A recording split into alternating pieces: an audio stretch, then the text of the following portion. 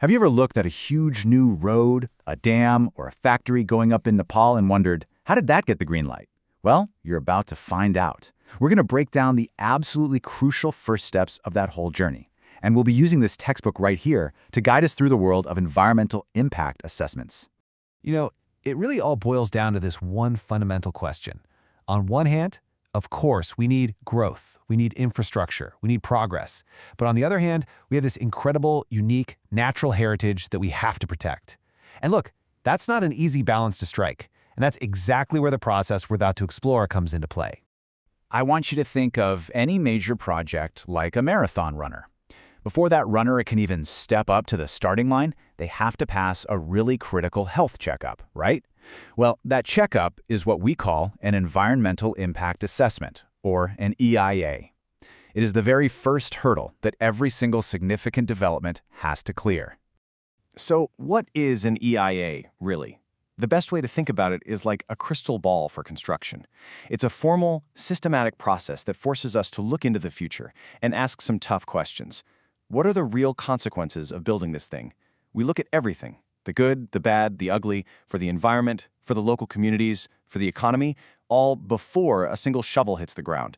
It's all about making smarter choices today by understanding the impacts of tomorrow. Now, an EIA isn't just some simple yes or no checklist. It's actually a really powerful process. First, you have to document what's already there. Get a baseline of the environment and the community. Then you predict the impacts, both the positive ones and the negative ones. Third, and this is maybe the most important part, you propose solutions or mitigation measures to reduce any potential harm. And finally, you wrap all this information up and present it clearly so that decision makers, and just as importantly the public, can have a truly informed conversation. This whole process doesn't just happen in a vacuum. It's built on a foundation of a few core values that are like the rules of the game. Participation means that the people whose lives are actually going to be affected get a real say in the process. Transparency means nothing is hidden, all the data and the decisions are out in the open for anyone to see. And accountability, that just means someone is responsible for the outcome. Honestly, without these principles, the whole process just loses its credibility. Okay, so we've kind of figured out the why of an EIA. Now let's get into the what. And this is where a supercritical early stage called scoping comes in. If the EIA is the entire journey, then scoping is the part where you draw the map. I mean, think about it. A project could impact everything, from air quality to local wildlife to traffic patterns. It would be totally impossible and a huge waste of money to study every single little thing with the same level of intensity. That's where scoping saves the day. It's just like a doctor's diagnosis. It helps everyone focus their time, money, and energy on the health issues that truly matter the most. And that is exactly why scoping is so often called the heart of the EIA. A project with bad scoping is kind of like a ship without a rudder. It's just drifting aimlessly, wasting resources, and probably going to miss the most important hazards. Getting this step right is absolutely fundamental to the success of the entire assessment. So what does scoping actually look like in practice? Well, it's a series of really intense planning meetings. You bring everyone who matters to the table. Government officials, members of the local community, technical experts.